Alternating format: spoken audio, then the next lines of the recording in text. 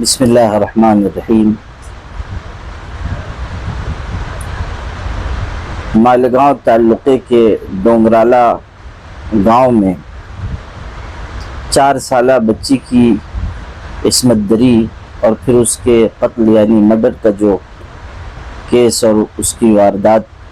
پیش آئی ہے، یہ نہایت دردناک ہے، اور جس طرح کا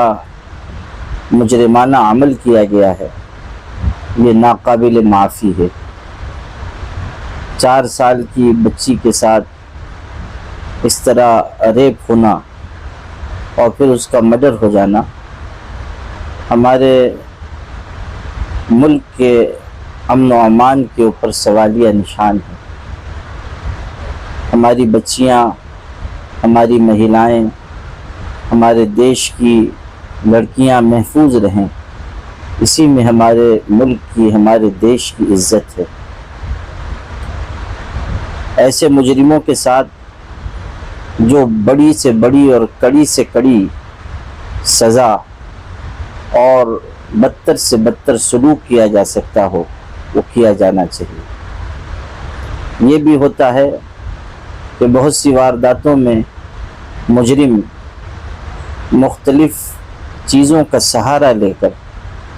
اپنے آپ کو بڑی سزا سے، کڑی سزا سے بچا لیتے ہیں، جس کی وجہ سے ہمتیں بڑھ جاتی ہیں، بعد میں جرم کرنے والوں کے حوصلے بڑھ جاتے ہیں۔ اس لیے پولیس ڈپارٹمنٹ سے جو لوگ پولیس انتظامیہ سے تعلق رکھتے ہیں، جو لوگ اس طرح کے مجرمانہ عمل کے سلسلے میں سزا دینے اور سزا مقرر کرنے کے مجاز ہیں، ان کی یہ ذمہ داری ہے کہ وہ اس سلسلے میں فوری توجہ دیں اور بغیر کسی تاخیر کے فوری انصاف دلایا جائے اور مجرم کو کڑی سے کڑی سزا دی جائے۔ یہ بات بھی ذہن میں رہنی چاہیے کہ اس طرح کے مجرمانہ ذہنیت رکھنے والے لوگ کسی سماج کے ہوں، کسی مذہب کے ہوں، کسی تہذیب کے ہوں، وہ ہمارے سماج کا نہایت زہریلا ناسور ہیں، اور ایسے لوگوں کی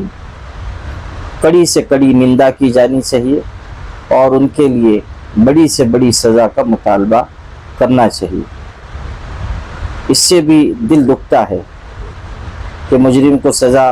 ہو بھی جائے تب بھی جانے والی بچی واپس نہیں آ سکتی ہے۔ جن ماں باپ کے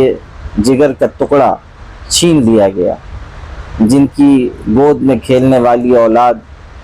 ان سے رخصت ہو گئی اور وہ بھی اس دردناک طریقے پر اس کا قتل ہو گیا، یہ ان ماں باپ کے لیے، گھر کے لوگوں کے لیے کتنا بڑا حادثہ ہے۔ سننے والوں کو جن کا بچی سے کوئی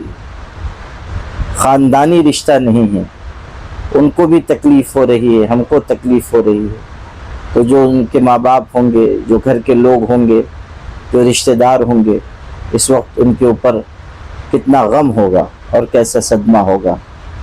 دکھ کی اس گھڑی میں، غم کے اس وقت میں ہم قتل ہونے والی اس معصوم بچی کے گھر کے لوگوں کے ساتھ ان کے غم میں شریک ہیں، اور ہم یہ توقع کرتے ہیں کہ اس طرح کی کارروائی اس سلسلے میں ہوگی جس سے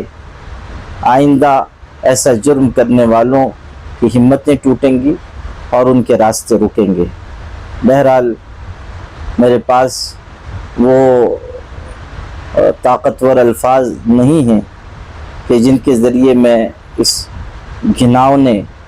دردناک اور دل کو ٹھیس پہنچانے والے واقعے کی مذمت کر سکوں۔ اس کے باوجود میں اپنا انسانی اخلاقی فریضہ سمجھتے ہوئے اس کی مذمت بھی کرتا ہوں اور کڑی سے کڑی سزا کا مطالبہ بھی کرتا ہوں۔